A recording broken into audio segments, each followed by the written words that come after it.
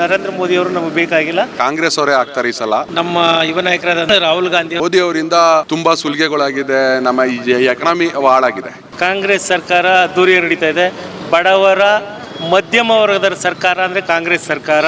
ನಿಜವಾದ ದೇಶದ್ರೋಹಿ ಬಂದು ಮೋದಿ ಅವರು. ನಾವು ಸರ್ಕಾರದವರು, ಕಾಂಗ್ರೆಸ್ ಸರ್ಕಾರ ಎಷ್ಟು ಒಳ್ಳೆ ಕೆಲಸಗಳು ಮಾಡಿದೆ ಅವನ್ನೆಲ್ಲ ಮಾರ್ಕೊಂಡು ಬರ್ತಾ ಇದ್ದಾರೆ. ಮೇನ್ ಫಸ್ಟ್ ನರೇಂದ್ರ ಮೋದಿ ಅವರು ಸರ್ಕಾರ ಬಂದ ಮೇಲೆ ಈ ದೇಶದಲ್ಲಿ ನಿರುದ್ಯೋಗ ತಾಂಡವಾಡ್ತಾ ಇದೆ. ಭಿನ್ನಾಭಿಪ್ರಾಯ ಎಲ್ಲ ಕಡೆ ಇದ್ದೇ ಇರುತ್ತೆ ಸರ್. ಯಾರ ರಾಜಕಾರಣದಲ್ಲಿ ಇಲ್ಲ, ಯಾವ ಪಕ್ಷದಲ್ಲಿ ಇಲ್ಲ ಸರ್ ಭಿನ್ನಾಭಿಪ್ರಾಯ. ಎಲ್ಲ ಕಡೆ ಭಿನ್ನಾಭಿಪ್ರಾಯ ಇರುತ್ತೆ. ಸರಿ ಮಾಡ್ಕೊಂಡು ಹೋಗ್ತಾರೆ. ಯಾರೇ 100 ಜನ ದಂಡು ಕಟ್ಕೊ ಬಂದ್ರು ಡಿ.ಕೆ. ಸುರೇಶ್ ಅವ್ರನ್ನ ಏನೂ ಮಾಡಕ್ಕಾಗಲ್ಲ. ಅಭೂತಪೂರ್ವವಾಗಿ ಸ್ಪಷ್ಟ ಬಹುಮತದಿಂದ ಈ ಬಾರಿ ಚುನಾವಣೆಯಲ್ಲಿ ಗೆಲ್ತಾರೆ.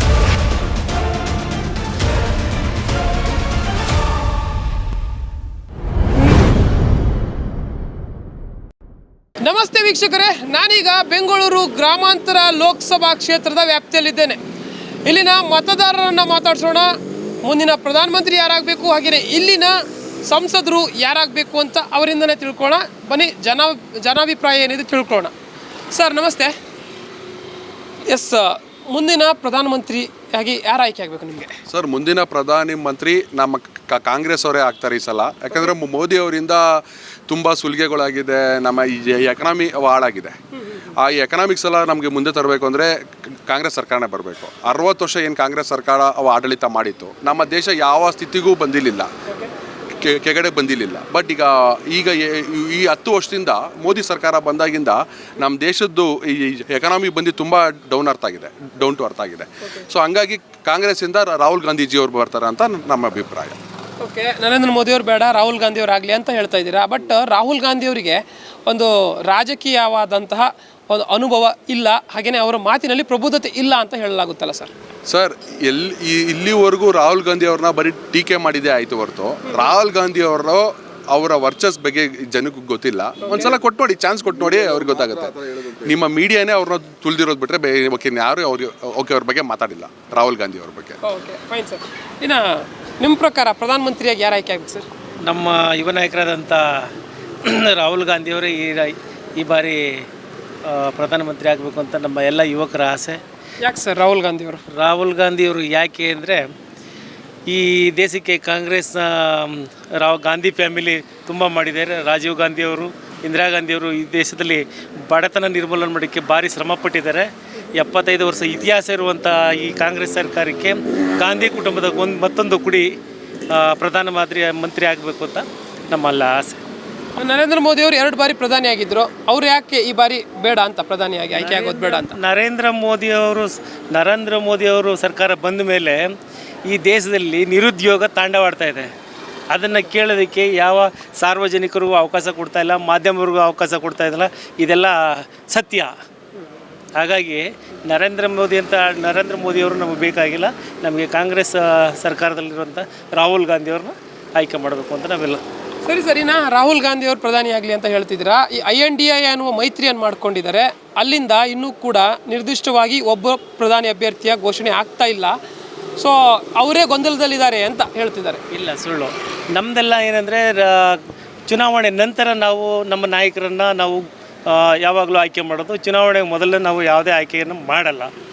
ನಮ್ಮಲ್ಲಿ ಕಾಂಗ್ರೆಸ್ ಸರ್ಕಾರದಲ್ಲಿ ಯಾವಾಗಲೂ ಅಷ್ಟೇ ಚುನಾವಣೆ ನಂತರ ಯಾರು ಗೆದ್ದ ನಂತರ ನಾವು ಆಯ್ಕೆ ಮಾಡ್ತೀವಿ. ಓಕೆ, ಹಾಗೆ ಸರಿ. ಈ ಒಂದು INDA ಮೈತ್ರಿ ಏನಿದೆ, ಇದರಲ್ಲೇ ಸಾಕಷ್ಟು ಒಡಕುಗಳಿದೆ. ಅವರೇ ಒಂದು ಒಮ್ಮತಕ್ಕೆ ಬರ್ತಾ ಇಲ್ಲ, ಸಾಕಷ್ಟು ಭಿನ್ನಾಭಿಪ್ರಾಯಗಳಿದೆ ಅಂತ ಹೇಳ್ತಾರೆ. ಸರ್, ಭಿನ್ನಾಭಿಪ್ರಾಯ ಎಲ್ಲ ಕಡೆ ಇದ್ದೇ ಇರುತ್ತೆ ಸರ್. ಯಾರ ರಾಜಕಾರಣದಲ್ಲಿ ಇಲ್ಲ, ಯಾವ ಪಕ್ಷದಲ್ಲಿ ಇಲ್ಲ ಸರ್ ಭಿನ್ನಾಭಿಪ್ರಾಯ. ಎಲ್ಲ ಕಡೆ ಭಿನ್ನಾಭಿಪ್ರಾಯ ಇರುತ್ತೆ. ಸರಿ ಮಾಡ್ಕೊಂಡು ಹೋಗ್ತಾರೆ. ಇಷ್ಟು ವರ್ಷ ಸರಿ ಮಾಡಿದ್ದಾರೆ, 60 ವರ್ಷ ಆಡಳಿತ ಕೊಟ್ಟಿದ್ದಾರೆ, ಎಲ್ಲ ಚೆನ್ನಾಗೇ ಮಾಡ್ಕೊಂಡ್ಬಂದಿದ್ದಾರೆ. ಬಡವರಿಗೆ ಜಮೀನಿಂದ ಹಿಡಿದು ಮನೆ ಕಟ್ಕೊಳ್ಳೋದ್ರಿಂದ ಹಿಡಿದು ಎಲ್ಲ ಸ್ಕೀಮ್ ಕೊಟ್ಟಿರೋದೇ ಕಾಂಗ್ರೆಸ್ ಸರ್ಕಾರ. ಇವತ್ತು ಕರ್ನಾಟಕದಲ್ಲಿ 5 ಸ್ಕೀಮ್ಗಳು ಕೊಟ್ಟಿದ್ದಾರೆ ಕಾಂಗ್ರೆಸ್ಸಿಂದ. ಇಲ್ಲಿವರೆಗೂ ಇವಾಗ ಇತಿಹಾಸದಲ್ಲಿ ಯಾರು ಕೊಡೋಕ್ಕಾಗದೇ ಇರೋದು ಕೊಟ್ಟಿದ್ದಾರೆ. ಸೊ ಇನ್ನು ಮುಂದಕ್ಕೂ ಆಗುತ್ತೆ, ಲೀಡರ್ಶಿಪ್ ಬರ್ತಾರೆ, ಎಲ್ಲ ಆಗುತ್ತೆ ಸರ್. ಸರಿ, ಮೈತ್ರಿಯ ಅಂದರೆ INDA ಮೈತ್ರಿಯ ಒಗ್ಗಟ್ಟಿನ ಬಗ್ಗೆ ಒಂದು ಪ್ರಶ್ನೆ ಇದೆ. ಸೊ ಇದ್ರ ಬಗ್ಗೆ ಏನು ಹೇಳಕ್ಕೆ ಬಯಸ್ತೀರಾ? ಇಲ್ಲ ಸರ್, ಎಲ್ಲ ಒಗ್ಗಟ್ಟಾಗಿದ್ದೀವಿ ಸರ್. ಎಲ್ಲ ಒಗ್ಗಟ್ಟಾಗಿದ್ದೀವಿ. ಸೊ ಸಕ್ಸಸ್ ಆಗುತ್ತೆ ಅಂತೀರಾ ಈ ಮೈತ್ರಿ? ಖಂಡಿತ 100ಕ್ಕೆ 100% ಖಂಡಿತ ಸಕ್ಸಸ್ ಆಗುತ್ತೆ. Okay, fine. ಇನ್ನು ಕರ್ನಾಟಕ ರಾಜ್ಯ ಸರ್ಕಾರದ ವಿಚಾರಕ್ಕೆ ಬರೋದಾದರೆ ಹೇಗಿದೆ ಒಂದು ಕಾರ್ಯವೈಖರಿ ಇರ್ಬೋದು, CM ಆಡಳಿತ ಹೇಗಿದೆ ಸರ್? ಕರ್ನಾಟಕದಲ್ಲಿ ಕಾಂಗ್ರೆಸ್ ಸರ್ಕಾರ ಅದ್ದೂರಿಯಾಗಿ ನಡೀತಾ ಇದೆ. ಬಡವರ ಮಧ್ಯಮ ವರ್ಗದ ಸರ್ಕಾರ ಅಂದರೆ ಕಾಂಗ್ರೆಸ್ ಸರ್ಕಾರ. ಈ ರಾಜ್ಯದಲ್ಲಿ ಸನ್ಮಾನ್ಯ ಸಿದ್ದರಾಮಯ್ಯನವರು ಹಾಗೂ ನಮ್ಮ ನಾಯಕರಾದಂಥ ಡಿ ಕೆ ಶಿವಕುಮಾರ್ ಸಾಹೇಬರಿಂದ ಈ ರಾಜ್ಯ ಸರ್ಕಾರ ಸುಗಮವಾಗಿ ನಡೀತಾ ಇದೆ, ಯಾವುದೇ ತೊಂದರೆ ಇಲ್ಲ. ಸರ್, ಏನು 5 ಗ್ಯಾರಂಟಿಯನ್ನು ಘೋಷಣೆ ಮಾಡಿದೆ ರಾಜ್ಯ ಸರ್ಕಾರ. ಈ ಒಂದು ಗ್ಯಾರಂಟಿ ಯೋಜನೆಗಳ ಬಗ್ಗೆ ಇದು ಜನಕ್ಕೆ ತಲುಪ್ತಾ ಇದೆಯಾ, ಅನುಕೂಲ ಆಗ್ತಾ ಇದೆಯಾ? ಸರ್, 6 ಕೋಟಿ ಜನಸಂಖ್ಯೆಯಲ್ಲಿ 4 ಕೋಟಿ ಜನಸಂಖ್ಯೆಗೆಲ್ಲ ಇದು ತಲುಪಿದೆ. ಯಾವುದು ತಲುಪಿದೆ ಅಂತೇನಿಲ್ಲ. ಆ್ಯಕ್ಚುಲಿ ಇವತ್ತು ನಾವು ಮನೆ ಬಾಗಿಲಿಗೆ ಹೋದರೆ ಅವರೇ ಹೇಳ್ತಾ ಇದ್ದಾರೆ, ನಿಮ್ಮ ಕಾಂಗ್ರೆಸ್ ಗ್ಯಾರಂಟಿಗಳು ನಾವೆಲ್ಲ ಬಳಸ್ಕೊತಾ ಇದ್ದೀವಿ, ನಮಗೆಲ್ಲ ಸಿಗ್ತಾ ಇದೆ, ನಮಗೆ ತುಂಬ ಇಷ್ಟು ವರ್ಷ ನಮಗೇನು ಸಿಕ್ಕಿಲ್ಲಿಲ್ವೋ ನಮಗೆ ಇದರಿಂದ ನಿಮಗೆ ಕಾಂಗ್ರೆಸ್ ಸರ್ಕಾರ ಬಂದಮೇಲೆ ನಮಗೆಲ್ಲ ಅನುಕೂಲಗಳು ಆಗಿದೆ ಅಂತ ಪಾಪ ಎಲ್ಲ ಹೆಣ್ಮಕ್ಳುಗಳು ಎಲ್ಲ ಹೇಳ್ಕೊತಾ ಇದ್ದಾರೆ. ಅದ್ರ ಬಗ್ಗೆ ಎರಡು ಮಾತಿಲ್ಲ, ಎಲ್ಲ ಗ್ಯಾರಂಟಿಗಳು ದೊರಕಿದೆ ಜನಕ್ಕೆ. ನಮಸ್ತೆ ಸರ್, ನಿಮ್ಮ ಪ್ರಧಾನಿ ಆಯ್ಕೆ ಯಾರು? ನೆಕ್ಸ್ಟ್ ಯಾರು ಪ್ರಧಾನಿ ಆಗಬೇಕು ಅಂತ ನಿಮಗೆ? ಸರ್, ಪ್ರಧಾನಿಗಿಂತ ನಮ್ಮ RR ನಗರದಲ್ಲಿ ಸುರೇಶ್ ಅವರು ಕೆಲಸ, MP ಅವರು, ನಾವು MP ಅವರು ಎಲ್ಲಿರ್ತಾರೆ ಅಲ್ಲಿ ನಾವು ವರ್ಕ್ ಮಾಡೋದು. ಸುರೇಶ್ ಅವ್ರ ಪರವಾಗಿ.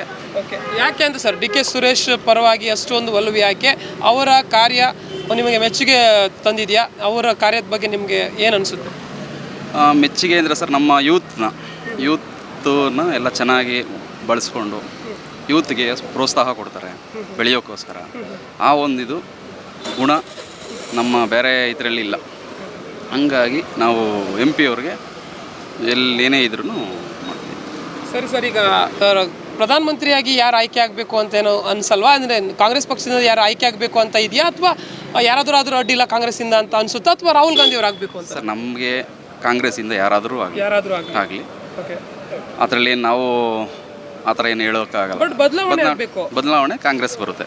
ಓಕೆ, ಹಾಗಂದ್ರೆ BJP ಅಥವಾ NDA ಇಂದ ಏನು ನರೇಂದ್ರ ಮೋದಿ ಅವರು ಇವಾಗ ಇದ್ದಾರೆ ಪ್ರಧಾನಿಯಾಗಿ, ಅವ್ರು ಯಾಕೆ ಬೇಡ ಅನಿಸುತ್ತೆ ನಿಮಗೆ? ಸರ್, ಇವಾಗ ಆಲ್ರೆಡಿ ನೋಡ್ತಾ ಇದ್ದೀವಿ ನಾವು, ಮೀಡಿಯಾದಲ್ಲೇ ನೀವೇ ತೋರಿಸ್ತಾ ಇದ್ದೀರಾ. ಇವಾಗ ಎಕಾನಮಿ ಇಲ್ಲ. ಫಸ್ಟ್ ಆಫ್ ಆಲ್ ಇವಾಗೆಲ್ಲ ನಾವು ಸರ್ಕಾರದವರು, ಕಾಂಗ್ರೆಸ್ ಸರ್ಕಾರ ಎಷ್ಟು ಒಳ್ಳೆ ಕೆಲಸಗಳು ಮಾಡಿದೆ ಅವನ್ನೆಲ್ಲ ಮಾರ್ಕೊಂಡು ಬರ್ತಾ ಇದ್ದಾರೆ. ಫಸ್ಟು.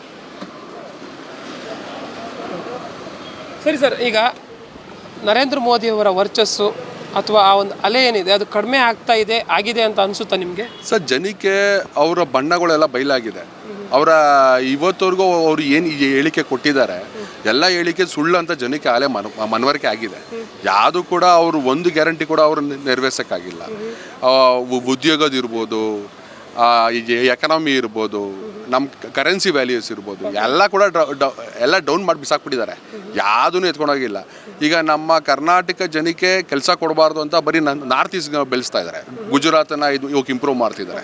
ನಮ್ಮ ಕರ್ನಾಟಕಕ್ಕೆ ಯಾವ್ದು ಕಡಿಮೆ ಆಯಿತು? ಎಲ್ಲ ಸ್ಟೇಟಿಂದ ನಮ್ಮ ಸ್ಟೇಟಿಗೆ ಬರೋರು, ಬೆಂಗಳೂರು ಬದುಕಕ್ಕೆ ಬರೋರು ಇವತ್ತು ಬೆಂಗಳೂರಿಂದ IT-BD ತೆಗ್ದು ಎಲ್ಲ ಬೇರೆ ಕಡೆ ಕಲಿಸ್ತಾ ಇದ್ದಾರೆ. ಯಾಕೆ ಕಲಿಸ್ತಾ ಇದ್ದಾರೆ ಇವರು? ಯಾರು ಕೊಟ್ಟರು ಇವ್ರು ಪರ್ಮಿಷನ್ ಇವರಿಗೆ? ನಮ್ಮ ಕರ್ನಾಟಕ ಅದನ್ನು ನಮ್ಮ ಡಿ ಕೆ ಸುರೇಶ್ ಅವರು ಒಂದ್ಸಲ ಅದನ್ನು ಧ್ವನಿ ಎತ್ತಕ್ಕೆ ಹೋಗಿದ್ದಕ್ಕೆ ಟ್ಯಾಕ್ಸ್ ಬಗ್ಗೆ, GST ಬಗ್ಗೆ ಇವ್ರನ್ನ ದೇಶದ್ರೋಹಿ ಅಂತ ಇದು ಮಾಡಿಬಿಟ್ರು. ನಿಜವಾದ ದೇಶದ್ರೋಹಿ ಬಂದು ಮೋದಿಯವರು, ಡಿ ಕೆ ಸುರೇಶ್ ಅವರಲ್ಲ. ಡಿ ಕೆ ಸುರೇಶ್ ಅವರು ಕರ್ನಾಟಕ ಪರವಾಗಿ ಕನ್ನಡ ಬಗ್ಗೆ ಮಾತಾಡೋಕೆ ಹೋಗಿದ್ರು. ಬಟ್ ನಮ್ಮ GST ನಮ್ಮ ದುಡ್ಡನ್ನ ನಾವು ಕೇಳಕ್ಕೆ ಹೋಗಿದ್ದಕ್ಕೆ ನಮ್ಮ ದೇಶದ್ರೋಹಿ ಅಂತಾರೆ. ಯಾವ ಪದ ಉಪಯೋಗಿಸ್ತಾ ಇದ್ದಾರೆ ಇವರೆಲ್ಲ? ಎಲ್ಲಿ ಇದ್ದಾರೆ ಇವರು? ಸಿಸ್ಟಮ್ಯಾಟಿಕ್ನೇ ಬದಲಾಯಿಸ್ತಾ ಇದ್ದಾರೆ ಮೋದಿಯವರು. ಓಕೆ ಸರ್, ಇನ್ನು ನಿಮಗೆ ನರೇಂದ್ರ ಮೋದಿ ಅವರ ವರ್ಚಸ್ಸು ಕಡಿಮೆ ಆಗ್ತಾ ಇದೆ ಅನಿಸುತ್ತಾ? ಯಾಕೆಂದರೆ ವಿಧಾನಸಭಾ ಚುನಾವಣೆ ಗಮನಿಸಿದ್ರೆ ಏನು ಕಾಂಗ್ರೆಸ್ 136 ಸೀಟ್ಗಳು ಬಂತು. ನರೇಂದ್ರ ಮೋದಿ ಅವರು ರಾಜ್ಯಕ್ಕೆ ಬಂದು ಸಾಕಷ್ಟು ಕ್ಯಾಂಪೇನ್ ಮಾಡಿದ್ರು. ಆದರೂ ಕೂಡ BJP ಅನಿರೀಕ್ಷಿತವಾಗಿ ಸೋಲನ್ನು ಒಪ್ಪಿತು. ಸೊ ಆ ನಿಟ್ಟಿನಲ್ಲಿ ಏನು ಹೇಳ್ತೀರಾ ಈ ಲೋಕಸಭಾ ಚುನಾವಣೆಯಲ್ಲಿ ಏನಾಗ್ಬೋದು? ಸರ್, ಈಗ ಕಳೆದ ಬಾರಿ ವಿಧಾನಸಭಾ ಚುನಾವಣೆಯಲ್ಲಿ ನೋಡಿದಿರಿ ಕರ್ನಾಟಕದಲ್ಲಿ ಏನಾಯಿತು ಅಂತ. ಕರ್ನಾಟಕದಲ್ಲಿ ಕಾಂಗ್ರೆಸ್ನ ವರ್ಚಸ್ಸು ಹೆಂಗಿದೆ ಅಂದರೆ ಅದು ಅದ್ಭುತವಾಗಿದೆ. ನರೇಂದ್ರ ಮೋದಿ ಅವರು ಬಂದು ರೋಡ್ ಶೋ ಮಾಡ್ಕೊಯ್ತಾರೆ, ಅದರಿಂದ ಜನ ಓಟ್ ಹಾಕೋಕ್ಕಲ್ಲ. ಇಲ್ಲಿ ಕರ್ನಾಟಕದಲ್ಲಿ ಕೆಲಸ ಮುಖ್ಯ, ಕೆಲಸದಿಂದ ಅಭಿವೃದ್ಧಿ ಮುಖ್ಯ. ನಮ್ಮ ರಾಜ್ಯದ ಜನತೆಗೆ ಎಲ್ಲರಿಗೂ ಗೊತ್ತು. ಡಿ ಕೆ ಸುರೇಶ್ ಅವರು ಹಾಗೂ ಡಿ ಕೆ ಶಿವಕುಮಾರ್ ಸಾಹೇಬರು ಕೆಲಸ ಮಾಡ್ತಾಯಿದ್ದಾರೆ. ಅದರ ಅಭಿವೃದ್ಧಿ ಪರವಾಗಿದೆ. ಕರ್ನಾಟಕದಲ್ಲಿ ನಿಶ್ಚಿತವಾಗಿ ಕಾಂಗ್ರೆಸ್ ಬಹುಮತವನ್ನು ಗಳಿಸುತ್ತೆ. ಸರಿ, ನಿಮ್ಮ ಕ್ಷೇತ್ರ ಗಮನಿಸೋದಾದರೆ ಡಿ ಕೆ ಸುರೇಶ್ ಅವರು ಏನು ಸಂಸದರಿದ್ದಾರೆ, ಅವರ ಕಾರ್ಯದ ಬಗ್ಗೆ ನಿಮಗೆ ಮೆಚ್ಚುಗೆ ಇದೆಯಾ? ಅವರೇ ಮುಂದುವರಿಬೇಕು ಅಂತ ಅನಿಸುತ್ತಾ, ಅಥವಾ ಬೇರೆ ಯಾರಾದರೂ ಸಂಸದರು ಎಲೆಕ್ಟ್ ಆಗಬೇಕು ಈ ಬಾರಿ ಅಂತ ಅನಿಸುತ್ತೆ? ಇಲ್ಲ ಸರ್, ಈ ನಮ್ಮ ರಾಜರಾಜೇಶ್ವರಿ ಬೆಂಗಳೂರು ಗ್ರಾಮಾಂತರ ಲೋಕಸಭಾ ಕ್ಷೇತ್ರಕ್ಕೆ ಡಿ ಕೆ ಸುರೇಶ್ ಸಾಹೇಬ್ರೇ ಬೇಕಾಗದೆ. ಯಾಕೆ ಅಂದರೆ ಡಿ ಕೆ ಸುರೇಶ್ ಸಾಹೇಬ್ರ ಕಾರ್ಯವೈಖರಿ ಆಗಿದೆ. ಇಲ್ಲಿ ಜನ ಮತ ಹಾಕೋದು, ಇಲ್ಲಿ ಕೆಲಸ ಮಾಡಿರೋದ್ರಿಂದ ಯಾರು ಕೆಲಸ ಮಾಡಿದ್ದಾರೆ ಅವ್ರಿಗೆ 100% ಮತ ಹಾಕ್ತಾರೆ. ಅದು ಡಿ ಕೆ ಸುರೇಶ್ ಅವರು ಅಭೂತಪೂರ್ವವಾಗಿ ಸ್ಪಷ್ಟ ಬಹುಮತದಿಂದ ಈ ಬಾರಿ ಚುನಾವಣೆಯಲ್ಲಿ ಗೆಲ್ತಾರೆ. ಸರ್, ಏನು ಡಿ ಕೆ ಸುರೇಶ್ ಅವರ ಹೇಳಿಕೆ ಇತ್ತು, ಭಾರತವನ್ನು ಇಬ್ಬಾಗ ಮಾಡಬೇಕು ಅಂದರೆ ದಕ್ಷಿಣ ಭಾರತ ಉತ್ತರ ಭಾರತ ಅಂತ ಒಂದು ಕಾನ್ಸೆಪ್ಟ್ ಕೂಡ ಬಂದೋಯ್ತು. ಬಟ್ ಒಟ್ಟಾರೆ ನೋಡೋಕೆ ಹೋದರೆ ಅವರ ಮಾತಿನ ಉದ್ದೇಶ ಒಂದಂತೂ ಕ್ಲಿಯರ್ ಆಗಿತ್ತು, ದಕ್ಷಿಣ ಭಾರತಕ್ಕೆ ತಕ್ಕ ಮಟ್ಟಿಗಿನ ಪ್ರಾಶಸ್ತ್ಯ ನೀಡ್ತಾ ಇಲ್ಲ ಕೇಂದ್ರ ಸರ್ಕಾರ ಅನ್ನುವಂಥದ್ದು. ಹಾಗೆಯೇ ಟ್ಯಾಕ್ಸ್ ಹೆಚ್ಚಿನದಾಗಿ ದಕ್ಷಿಣ ಕರ್ನಾಟಕದಿಂದ ದಕ್ಷಿಣ ಭಾರತದಿಂದ ಕಲೆಕ್ಟ್ ಆಗಿ ಹೋಗುತ್ತೆ, ಅದು ಇನ್ಕ್ಲೂಡಿಂಗ್ ಕರ್ನಾಟಕ. ಆದರೂ ಕೂಡ ನಮಗೆ ಏನು ಅನುದಾನ ಬರಬೇಕು ಅಥವಾ ಏನು ಆ ಒಂದು ಬಜೆಟಲ್ಲಿ ಅಥವಾ ಏನು ಟೋಟಲಿ ಏನು ಅಮೌಂಟ್ ಬರಬೇಕು ನಮಗೆ ಅದು ಬರ್ತಾ ಇಲ್ಲ ಅನ್ನುವಂಥದ್ದು ಅವ್ರ ವಾದ ಆಗಿತ್ತು. ಸೊ ಇದ್ರ ಬಗ್ಗೆ ಏನು ಹೇಳಕ್ಕೆ ಬಯಸ್ತೀರಾ? ನೋಡಿ, ಡಿ ಕೆ ಸುರೇಶ್ ಅವರು ಏನು ಕೇಳಿದ್ದಾರೆ ಅಂದರೆ GST ನಮ್ಮ ಪಾಲು ಬರ್ತಾ ಇಲ್ಲ ಅಂತ ಕೇಳಿದ್ದಾರೆ ಹೊರತು ದೇಶ ವಿಭಜನೆ ಮಾತನ್ನು ಎಲ್ಲೂ ಆಡಿಲ್ಲ. ಅದು ನಮ್ಮ ಈ BJPಯ ರಾಜ್ಯ ನಾಯಕರುಗಳು ಮತ್ತು ಕೇಂದ್ರ ನಾಯಕರು ತಿರುಚಿ ಹೇಳಿಕೆ ಕೊಡ್ತಾ ಇದ್ದಾರೆ ಅಷ್ಟೇ ಹೊರತು ಯಾವುದೇ ಉದ್ದೇಶದಿಂದ ಕರ್ನಾಟಕವನ್ನು ದೇಶ ವಿಭಜನೆ ಮಾತನ್ನು ಡಿ ಕೆ ಸುರೇಶ್ ಅವರು ಆಡಿಲ್ಲ. ಈ ಬಾರಿ ಅದಕ್ಕೆ ಸರಿಯಾಗಿ ಉತ್ತರವನ್ನು ನಮ್ಮ ಕ್ಷೇತ್ರದ ಜನತೆ ಒಳ್ಳೆ ಉತ್ತರ ಕೊಡ್ತಾರೆ, ಮತ ಹಾಕಿ ಅಭೂತಪೂರ್ವವಾಗಿ ಜಯಗಳಿಸ್ತಾರೆ. ಅದರಿಂದ ಯಾವುದೇ ತೊಂದರೆ ಇಲ್ಲ. ಸರ್, ಈಗೇನು BJP ಮತ್ತು JDS ಒಂದಾಗಿದೆ ರಾಜ್ಯದಲ್ಲಿ ಲೋಕಸಭಾ ಚುನಾವಣೆಗಾಗಿ, ಅದೇ ಪ್ರಕಾರ ನೋಡೋಕೆ ಹೋದರೆ ಈ ಕ್ಷೇತ್ರಕ್ಕೂ ಕೂಡ CP ಯೋಗೇಶ್ವರ್ ಅವರು ಅಂದರೆ ಏನು ಒಬ್ಬ ನೆಕ್ಸ್ಟ್ ಒಂದು ಅಭ್ಯರ್ಥಿ ಆಗುವಂಥ ಸಾಧ್ಯತೆಗಳಿದೆ. ಹಾಗೇನಾದರೂ ಆದರೆ ಕುಮಾರಸ್ವಾಮಿ ಅವರ ಸಪೋರ್ಟ್ ಕೂಡ ಅವರಿಗಿರುತ್ತೆ. ಆದರೂ ಕೂಡ CP Yogeshwar versus D K Suresh ಅಂತ ನೋಡೋಕೆ ಹೋದರೆ ಯಾರು ಗೆಲ್ಬಹುದು? ನೋಡಿ, ನಾವು ಈಗ ಆಲ್ರೆಡಿ ನೋಡಿದಿರಿ CP ಯೋಗೇಶ್ವರ್ ಅವರು HD ಕುಮಾರಸ್ವಾಮಿ ಅವರು ಏನು ಮಾಡಿದ್ದಾರೆ ಅಂತ ಜನಕ್ಕೆ ಗೊತ್ತಿದೆ. ಅದರಿಂದ ಯಾರೇ 100 ಜನ ದಂಡು ಕಟ್ಕೊಬಂದ್ರೂ ಡಿ ಕೆ ಸುರೇಶ್ ಅವ್ರನ್ನ ಏನೂ ಮಾಡೋಕ್ಕಾಗಲ್ಲ. ಈ ಕ್ಷೇತ್ರದ ಅಭಿವೃದ್ಧಿನ ನೋಡಿ ಜನ ಮತ ಹಾಕ್ತಾರೆ ಹೊರತು ಸುಮ್ಮನೆ ಇವರು ಬಣ್ಣದ ನಾಟಕ ಆಡಿಕೊಂಡು ಇವತ್ತೊಂದು ಪಕ್ಷ ನಾಳೆ ಒಂದು ಪಕ್ಷ ಸಪೋರ್ಟ್ ಮಾಡೋರಿಗೆಲ್ಲ ನಮ್ಮ ಮತದಾರರು ದಡ್ರಲ್ಲ. ಇಲ್ಲಿ ಯಾರು ನಿಷ್ಠಾವಂತ ಕಾರ್ಯಕರ್ತರು ಕೆಲಸ ಮಾಡಿದ್ದಾರೆ ಅವರಿಗೆ ಮತ ಚಲಾಯಿಸೋಕ್ಕೆ ಈ ಕ್ಷೇತ್ರದ ಜನತೆಗೆ ಗೊತ್ತು.